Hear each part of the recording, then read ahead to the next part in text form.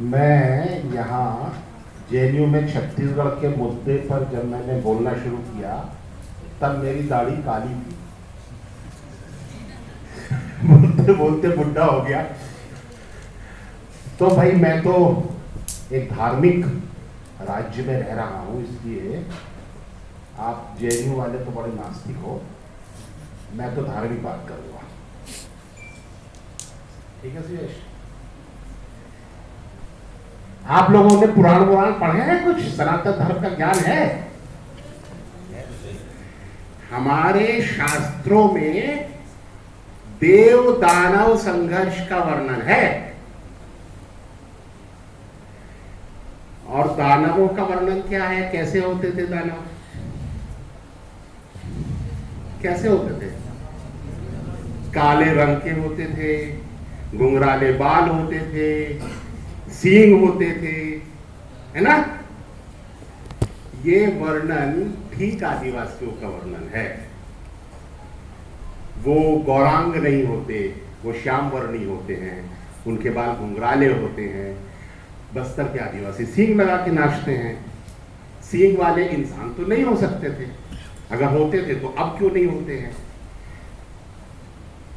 तो हमने धर्म कार्य मानकर आदिवासियों का संहार किया है। वो हमारा धर्म था। लंबे समय तक देव दानव संघर्ष चला है, और जिसमें कौन जीता? दानव जीते कि देव जीते?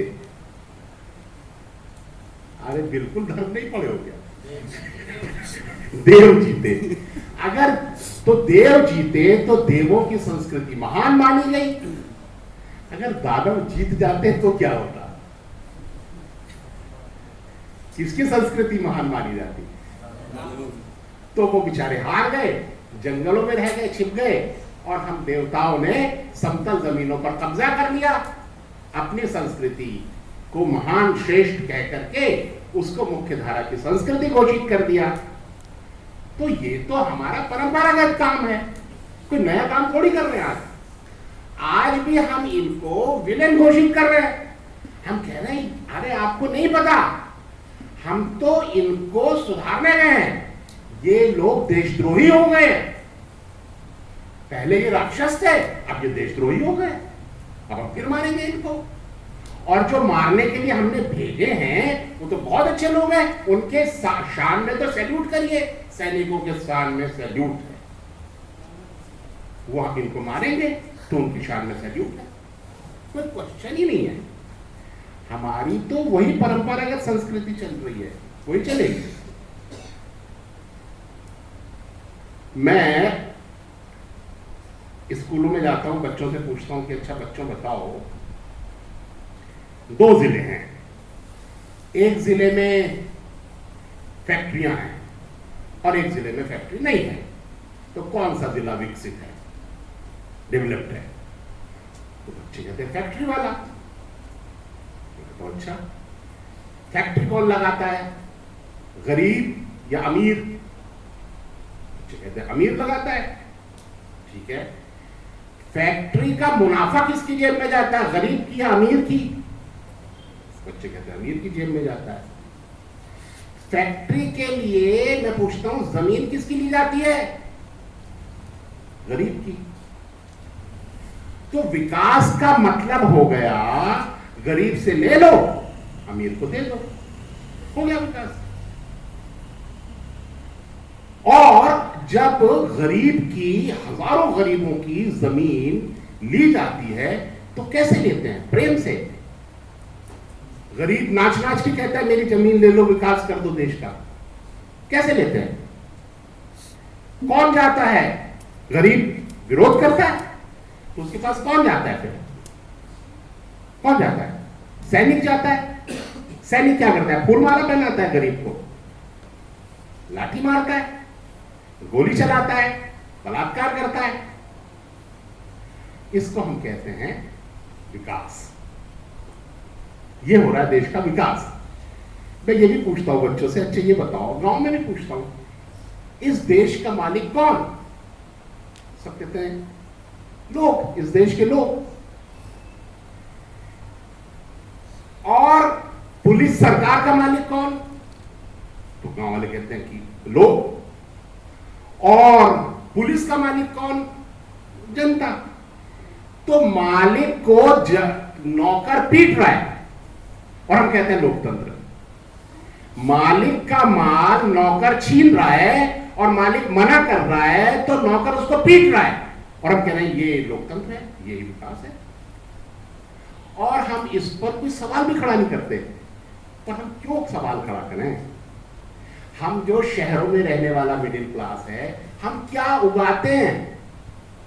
हमारा प्रोडक्शन क्या है? हम तो मियर कंज्यूमर हैं।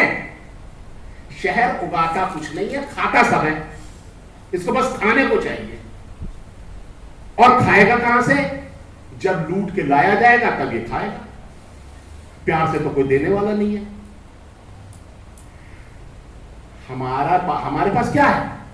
हमारे पास कागज है, कागज का नोट है, कोई कीमत है, खा सकते हैं आप उसको, पहन सकते हैं, ओढ़ सकते हैं आप। उसकी तो नोशनल वैल्यू है, कोई रियल वैल्यू थोड़ी है।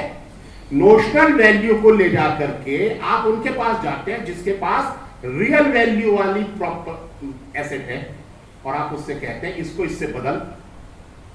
वो कहता है नहीं बदलूंगा, पहाड़ को नहीं बदलूंगा तेरे नोट से, नदी को नहीं बदलूंगा, पेड़ को नहीं बदलूंगा। तो हम कहते हैं कैसे नहीं बदलेगा? ये ले बंदूक, हम तेरे को मारेंगे, बदल। इसको हम कहते हैं free economy. This is free economy. हम एक फर्जी चीज को असली चीज से बदलने की कोशिश करते हैं और जब लोग उसको रिजेक्ट करते हैं तो हम बंदूक लेके जाते हैं और कहते हैं कि बदल, दिस इज फ्री इकोनॉमी।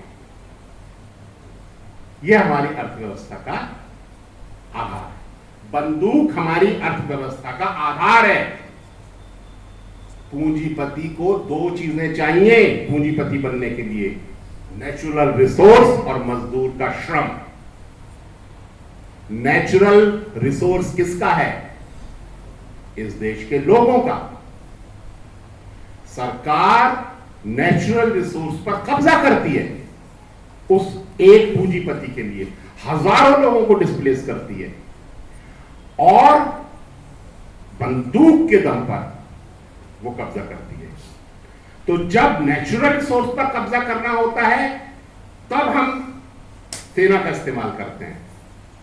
और जब मजदूर कहता है कि मैंने काम तो 1 लाख का किया, प्रोडक्शन तो 1 लाख का किया, मेरी मजदूरी 1000, मेरी मजदूरी बढ़ाइए, फिर उसको पीटने कौन जाता है? फिर सैनिक जाता है।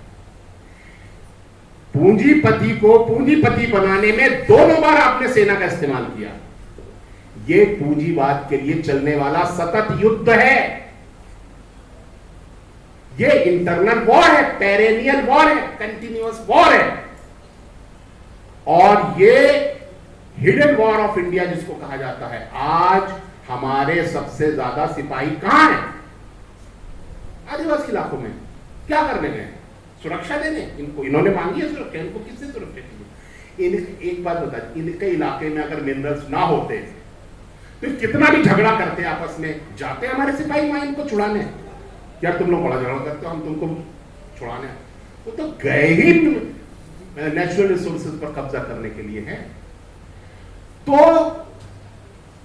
हमारा जो ये विकास का मॉडल है, ये सिर्फ वायलेंस के कुछ नहीं दे सकता।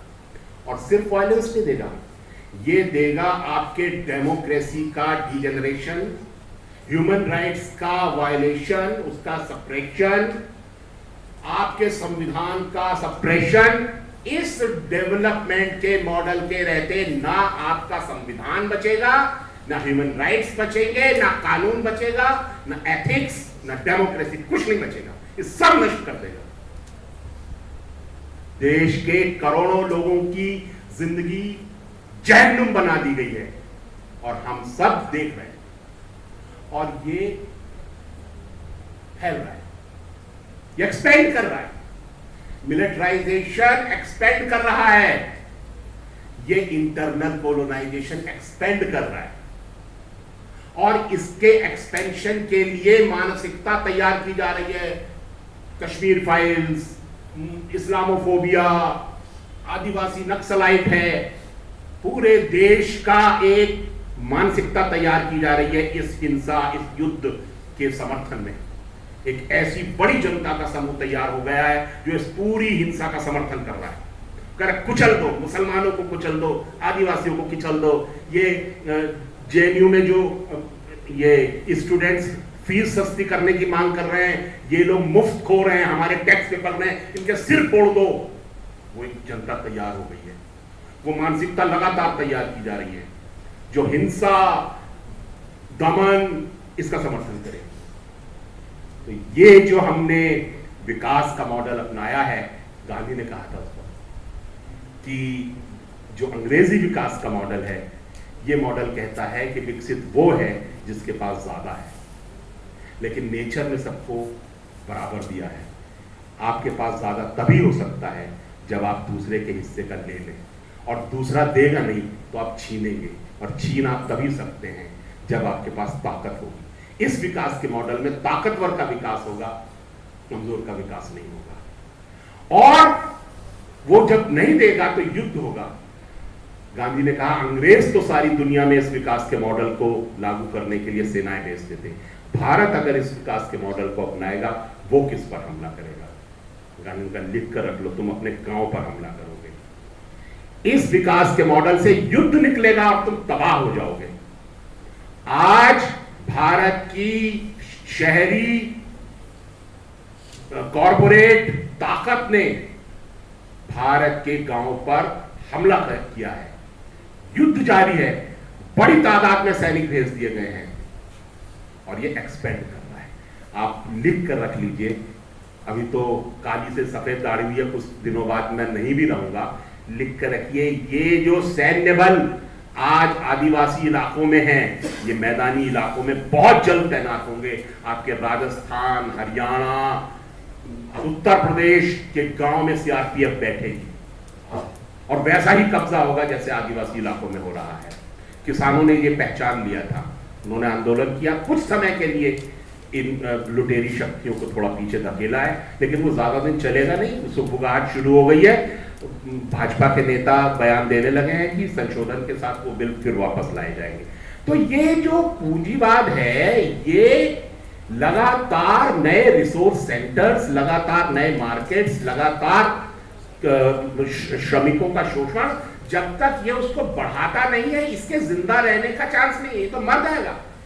पूंजीवाद खत्म हो जाएगा अगर ये नए एरियाज को एक्सप्लोर नहीं करेगा, तो कब्जा करेगा ही करेगा।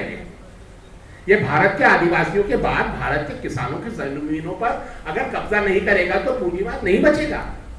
तो आप किसी वहम में रहिए मत, ये युद्ध आपके दरवाजे पहुंचने वाला है बहुत जल्दी। ह्यूमन राइट्स वगैरह भूल जाइए। अगर हमने इस अर्थव्यवस्था, इस विकास के मॉडल पर सवाल, कंजम्पशन लेवल पर सवाल नहीं उठाए, तो ना पर्यावरण बचेगा, ना संविधान, ना मानवाधिकार, ना एथिक्स, ना लोकतंत्र, कुछ नहीं बचेगा। Thank you.